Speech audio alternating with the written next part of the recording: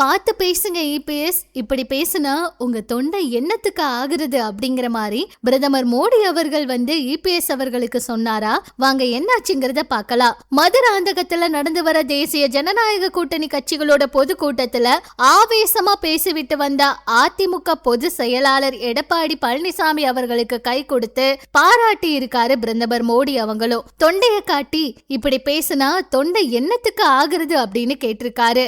மதுராந்தகத்துல NTA கூட்டணி கட்சிகள் கலந்து கொண்ட பொதுக்கூட்டம் நடந்து வருது. இதுல பிரதமர் அவர்களோட கலந்துகிட்டாரு எடப்பாடி பழனிசாமி அவர்களும். அதுல அன்புமணி அவர்கள், டிடிவி தினகரன் அவர்கள், பாரிவேந்தர் அவர்கள், AC சண்முகம் அவர்கள்னு எல்லாருமே கலந்துகிட்டாங்க. இதுல எடப்பாடி பழனிசாமி அவங்களும் டிடிவி தினகரன் அவங்களும் கை குலுக்கி பேசிக்கிட்டாங்க. டிடிவி தினகரன் அவரும் அன்புமணி அவங்க பேசினதும் எடப்பாடி பழனிசாமி அவங்க பேசினாங்க. அப்ப உதயநிதி அவர்களை அடுத்ததா ஆட்சிக்கு கொண்டு வர நினைக்கிறாரு ஸ்டாலின் அவர்கள். இதெல்லாம் ஏற்றிக்க கூடியதா இருக்கா? திமுகவுல உழைச்சவங்க எல்லாம் வீதியில இருக்காங்க. ஆனா கருணாநிதி குடும்பத்துல பிறந்தவங்களுக்கு தான் கட்சியிலும் அதிகாரத்திலும் இடம் இருக்கு.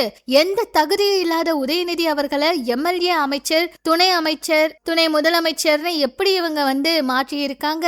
இந்த தேர்தல் திமுகவோட இறுதி தேர்தல். தீய சக்தி திமுகவை வீழ்த்துவோம், பிரதமர் நமக்கு துணை நிக்கிறாரு, தேர்தல் போர்ல எதிரிகளை ஓட ஓட விரட்டி வெற்றி பெறுவோம், நம்ம வெற்றிக்கு மக்கள் துணை நிக்கிறாங்க, நமது கூட்டணி 210 இடங்கள்லயும் வெற்றி பெறும், கண்டிப்பா ஆட்சியை பிடிப்போம் அப்படின்னு உரைக்க சத்தமிட்டு பேசியிருக்காரு. அப்ப மோடி அவர்களும் தொண்டையை காண்பித்து இப்படி பேசினா என்னங்க ஆகுறது அப்படிங்கிற மாதிரியும் சொல்லியிருக்காராம். ஆனா மோடி அவர்கள் ரொம்ப சந்தோஷப்பட்டு கை தட்டுனாரு அப்படிங்கிற மாதிரி வீடியோக்கள் எல்லாம் வெளியாகிருக்கு. இது பற்றி உங்களோட கருத்துக்களை சொல்லுங்க.